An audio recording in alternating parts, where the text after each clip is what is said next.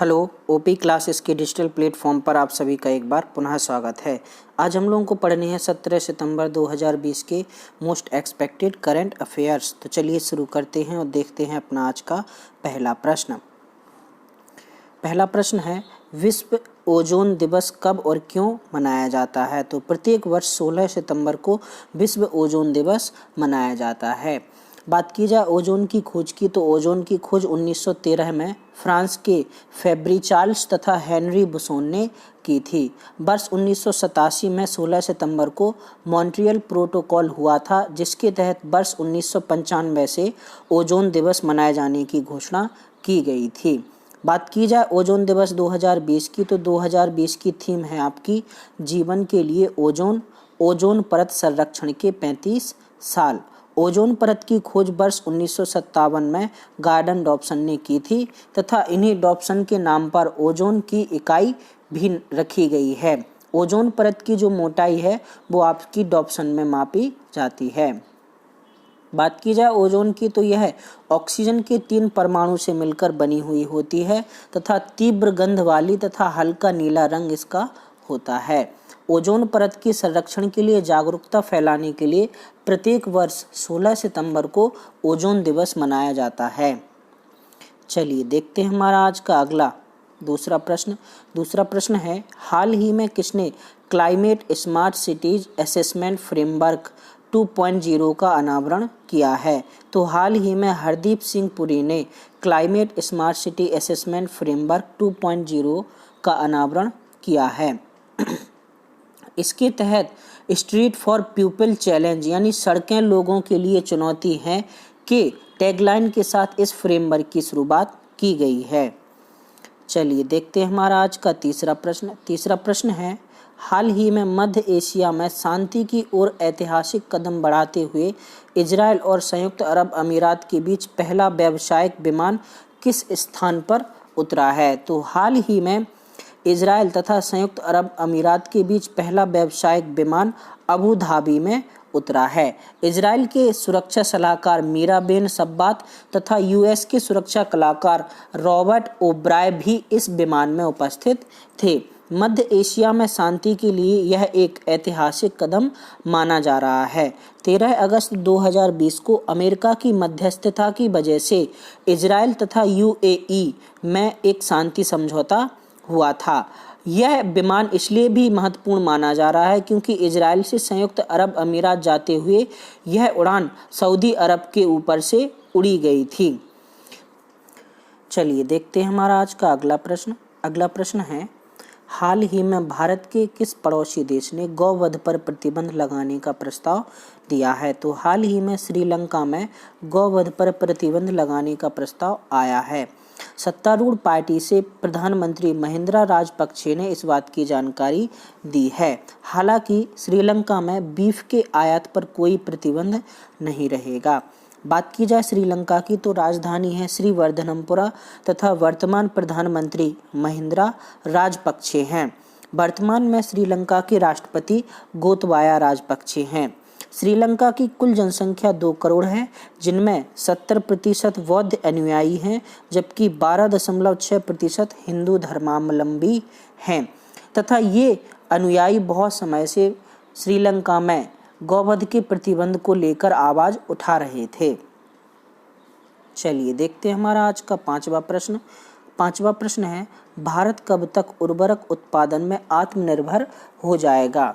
तो भारत वर्ष 2023 तक उर्वरक उत्पादन में आत्मनिर्भर हो जाएगा। रसायन व उर्वरक मंत्री डीवी सदानंद गौड़ा ने इस बात की जानकारी दी है। बात की जाए उर्वरक की, तो यह पेड़ पौधों तथा फसलों के लिए एक पौष्टिक आहार होता है। नाइट्रोजन, फास्फोरस तथा पोटेशियम प्रमुख उर्वरक माने जाते हैं। इसके अलावा यूरिया, डीएपी यानी di ammonium phosphate, super phosphate, zinc phosphate आदि प्रमुख उर्वरकों में शामिल हैं। उर्वरक उत्पादन में पहले स्थान पर चीन जबकि दूसरे स्थान पर भारत है। चलिए देखते हैं हमारा आज का छठवां प्रश्न है, भारत और किस अंतर्राष्ट्रीय संस्था के बीच 5 वर्षीय कार्य योजना की शुरुआत मंत्री स्तरीय बैठक में स्वीकृत की गई है। तो हाल ही में भारत तथा आसियान के बीच 5 वर्षीय भारत योजना को अपनाया गया है। इस बैठक की अध्यक्षता विदेश मंत्री एस जयशंकर तथा थाईलैंड के विदेश मंत्री डॉन पदुमबिनाई ने की थी। इस बैठक में भारत आसियान योजना 2016-20 को अपनाया गया है। इसके तहत समुद्री सहयोग, संपर्क, शिक्षा तथा निर्णय क्षमता को विकसित करने पर जोर दिया गया है। चलिए देखते हैं हमारा आज का अगला 7वां प्रश्न। 7वां प्रश्न है, राजस्थान रॉयल्स के मेंटर एवं ब्रांड एम्बेसडर कौन बने हैं? तो हाल ही में शेन वॉर्न को पुनः एक बार राजस्थान रॉयल्स का मेंटर और ब्रांड एम्बेसडर बनाया गया है। बात की जाए शेन वॉर्न की, तो इन्होंने राजस्थान रॉयल्स को पहला आईपीएल सीजन जिताया था। शेन वॉर्न ऑस्ट्रेलिया के खिलाड़ी हैं जिनका जन्म 13 सितंबर 1969 को हुआ था। वर्ष 1992 में इन्होंने अपना पहला टेस्ट खेला था, जबकि वर्ष 1993 में इन्होंने अपना पहला वनडे मैच खेला था। शेन वॉर्न विश्व के दूसरे ऐसे खिलाड़ी हैं जिन्होंने अंतर्राष्ट्रीय क्रिकेट में 1000 से ज़्यादा विकेट लिए हैं। टेस्ट में इन्होंने 708 विकेट लिए हैं, जबकि वनडे में इन्होंने 293 विकेट लिए हैं। विश्व स्तर पर 1000 अंतर्राष्ट्रीय विकेट लेने वाले खिलाड़ी मुथैया मुरलीधरन हैं, जो कि श्रीलंका की तरफ से खेलते हैं। चलिए देखते हैं हमारा आज का अगला प्रश्न।